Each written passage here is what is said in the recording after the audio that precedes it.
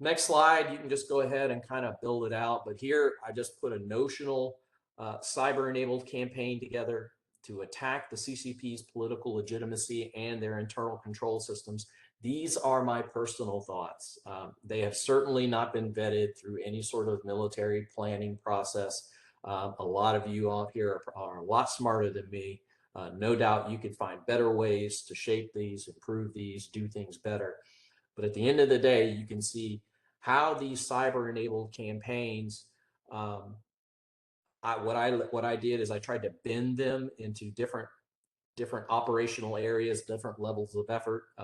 An economic one, a science and technology one, a political one, and an influence and information control one. And on the economic side, we're trying to undercut Belt and Road, penetrate and exploit their Chinese state-owned enterprises, create operational inefficiencies, create distrust in their own financial system. Their financial system is imploding right now, especially in the real estate market. How are we leveraging that? Again, somebody's got to pay those bills. Let's make sure that they have to shift money around. So that's a lot less nukes that are previous that they can buy, right? Right, Mr. Becker? If they got to slow their growth in other areas. Going after in science and technology, going after and degrading their research and development with the Made in China program. They seek a level of autarky, right, and self-service or self-sufficiency when it comes to science and technology, right? How do we degrade and disrupt that research and development program? There are 159 Chinese universities and research institutes affiliated with the PLA and state security services or the government in some way. Those networks are notoriously insecure, easy to get into. Take advantage of that. We can do so many things with that. On the political side, elevate, especially when it comes to third-party countries that China wants to work with, to include our friends, partners, and allies. How do we elevate that target nation's antibodies, the population, toward working with or receiving Chinese investment?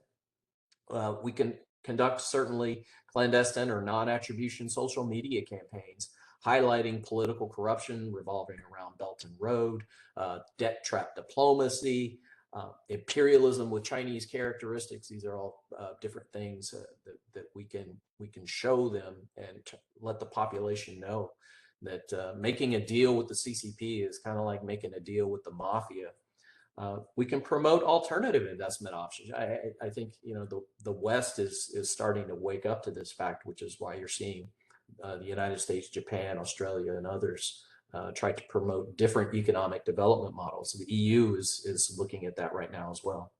I like what another idea is what I call the Google effect. Conduct influence campaigns within the shareholders of Western or non-aligned corporations. The employees and shareholders, so that they don't like the idea of working with the Chinese, just like the Google employees ostensibly had a problem working with the U.S. Department of Defense. The big fish, right?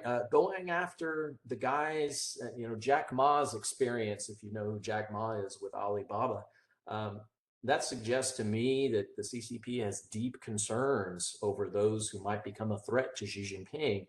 So how do we exploit networks, personal, social, financial, whatever, networks associated with those big fish to exacerbate fears within the CCP?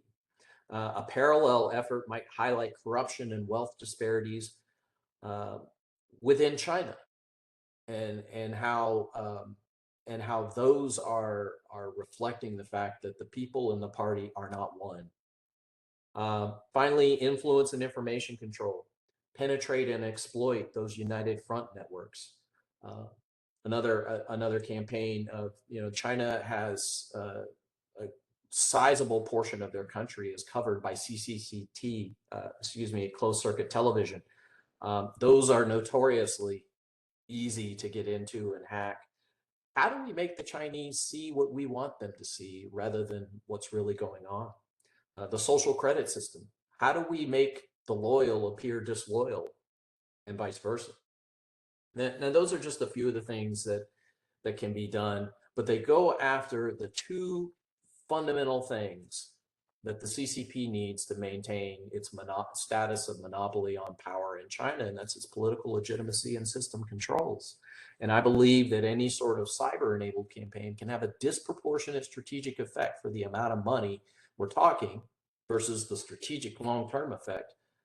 I think we can. I think we could do well by utilizing that.